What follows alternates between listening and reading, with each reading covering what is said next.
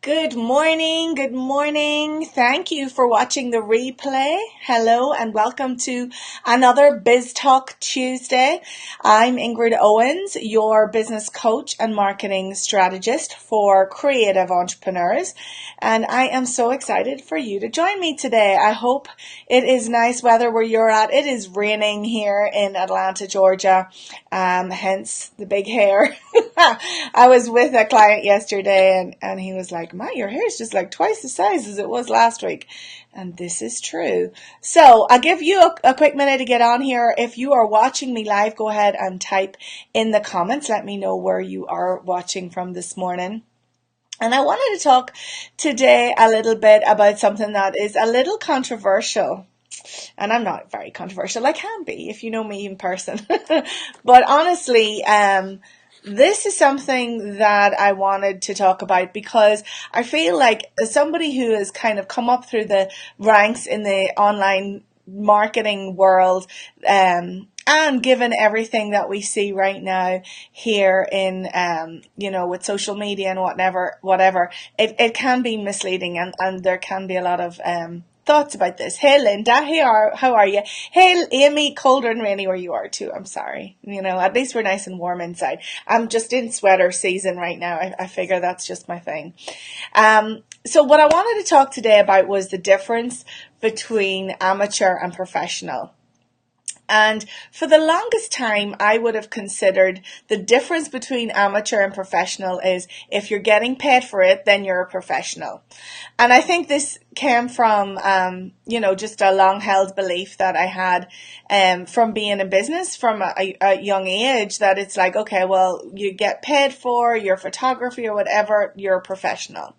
But what I've come to realize in the last couple of years, especially the last year, is that there's a lot more to being professional than just getting paid.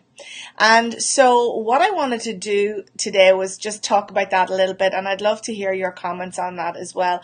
And this is especially really obvious and has come up as a recurring theme for me personally because I'm coming from a business that I had started to do because I wanted to be at home primarily with my kids and do something on the side. I didn't want to start off an empire.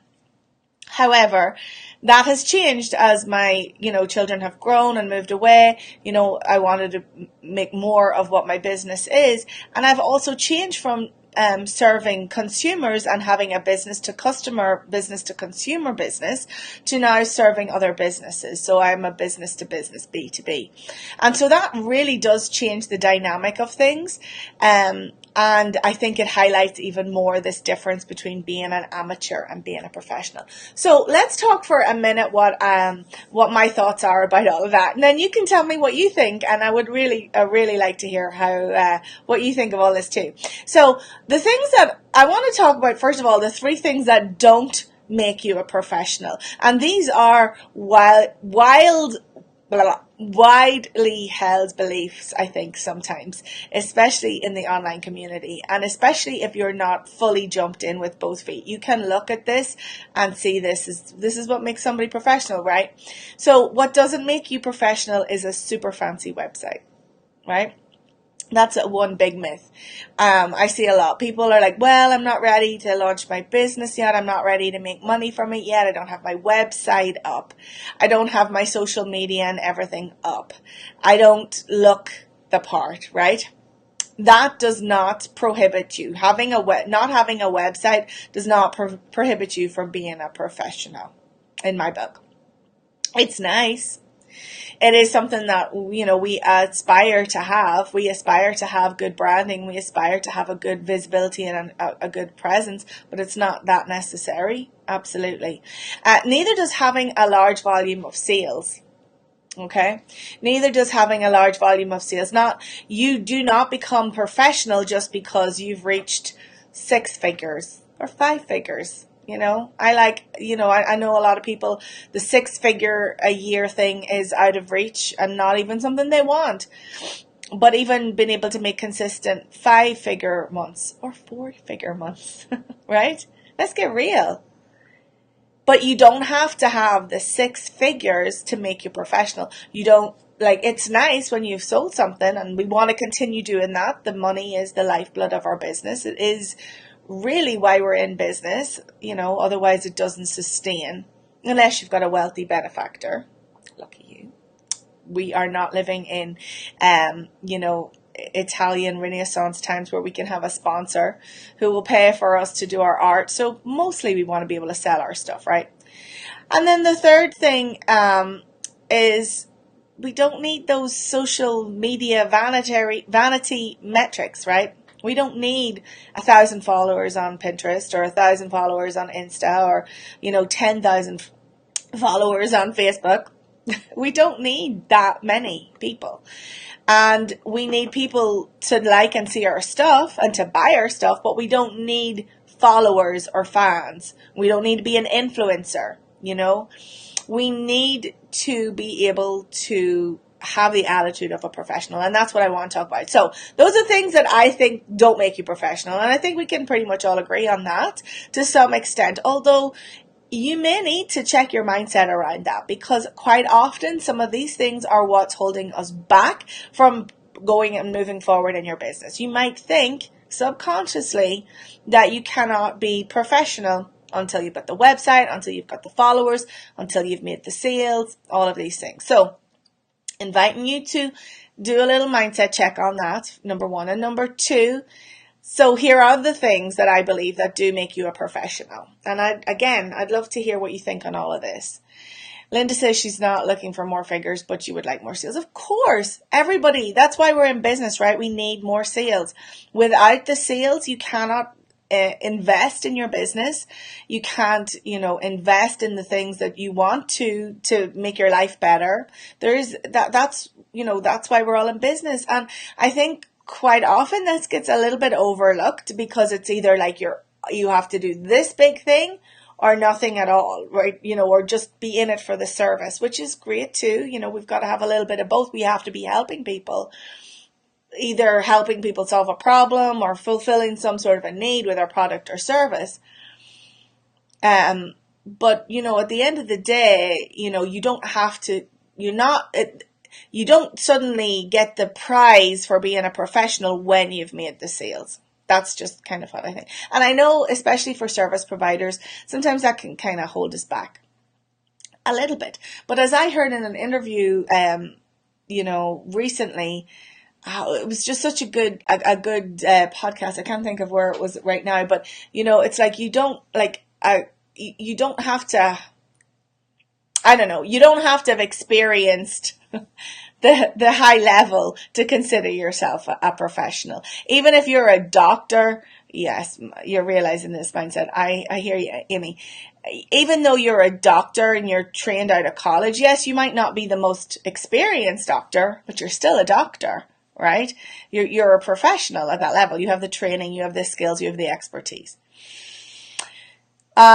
Okay, so here are the things that I feel like that do make you a pro. And it all does come back to mindset, Amy. A lot of it does, right? So what I feel makes you a pro is your commitment to showing up consistently. And I know that a lot of my people who I work with are also very good at this. They're the ones, it's usually the ones that like can raise their hand and say, I need help. They're the ones though that are doing the things. They're showing up consistently and they're doing what it takes, right? They're doing what it takes to show up regardless. For me, that's a huge identifier as a professional. If you're showing up whether you want to or not, right? It's like you have the drive, the push. My husband talks about this with me a lot because he's not an entrepreneur, he's a teacher, which he's an awesome teacher. And I certainly couldn't do his job, but he talks about how he can't do my job because he's like, if I was at home all day, I think I would just sit and play video games.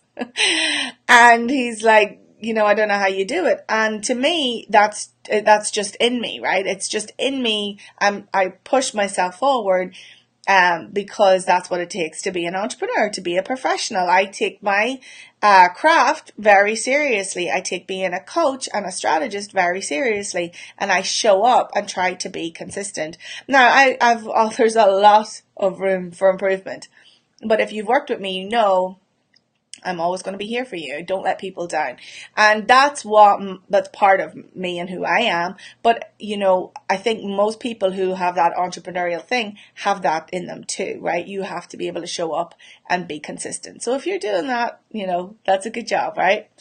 The second thing is being strategic, right? I believe that a professional, as opposed to being an amateur, is being strategic, and they have a plan that they're following. Now, I do feel like sometimes, a lot of people don't know what the plan is, and maybe they don't stick to the right plan for long enough. And maybe they stick to the plan for too long, right? So maybe I should accurately say, not just sticking to the plan, but having a plan and not being afraid to tweak and change. I think that's a sign of a professional. Being an amateur is kind of more somebody that just kind of, throws spaghetti at a wall and sees what sticks. Works on tactics, not necessarily strategies. Because to be a professional, you have to be able to have that big overview of what's happening, and see that bigger plan to see where those tactics fit in. So this is something that I help people with. As you know, I help people with strategy. I help people to show up and be, accountable, and coach them through that mindset stuff.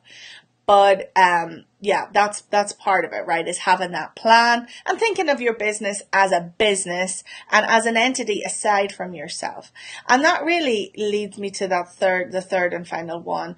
It's that your business is not you. Like, sometimes you can feel that it is because we're so intertwined. But you've got to be able to look at your business strategically and objectively, that, if something's not working, don't make a story up about it, right? There's a reason why it's not working. Let's put on our CEO hat and see why it's not working and tweak and change, right? We don't make up stories about it. That's getting in your head. That's letting the mindset stuff get in the way of making your moving forward, right? So I want to encourage you, to check that if that's happening, and just really be vigilant of that sort of thing. And then, yes, my third thing really is similar to that, right? It's being prepared to be imperfect. Being prepared to be imperfect. I think this is one of the things that makes the biggest difference, because a professional doesn't really have time for perfection. And that might be contrary to what you might think. But when you really think about it, it's the amateur that has the luxury of, dwelling over, like, making things absolutely perfect before they show them to the world. Maybe not even showing them to the world, right?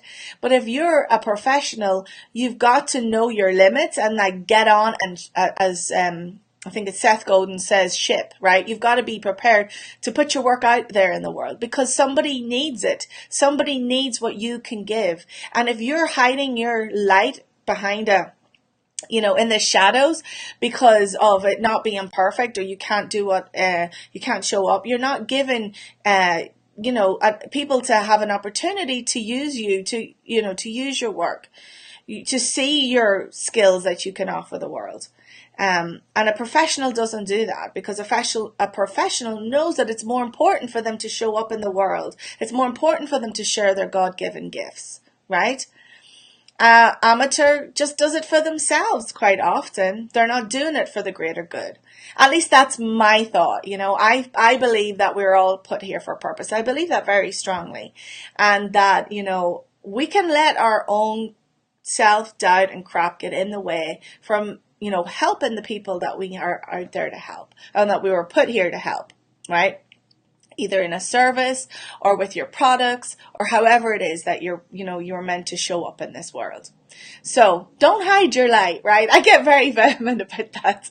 I don't know. It just comes from me, but it's so true, right? It is so true. So be prepared to be imperfect. And that is the true sign of a professional, in my opinion. So that's what I wanted to talk to you today about, the whole difference about going pro. And, if you need any help with this and you're feeling called to do so, I would invite you to a strategy call with me. I am doing complimentary strategy calls.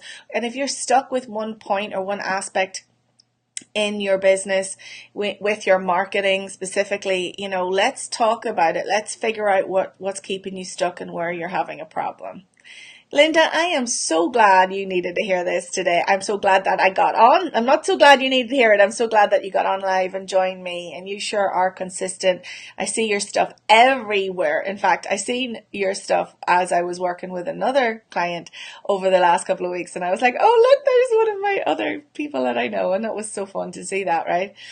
So keep doing what you're doing. Linda does beautiful work.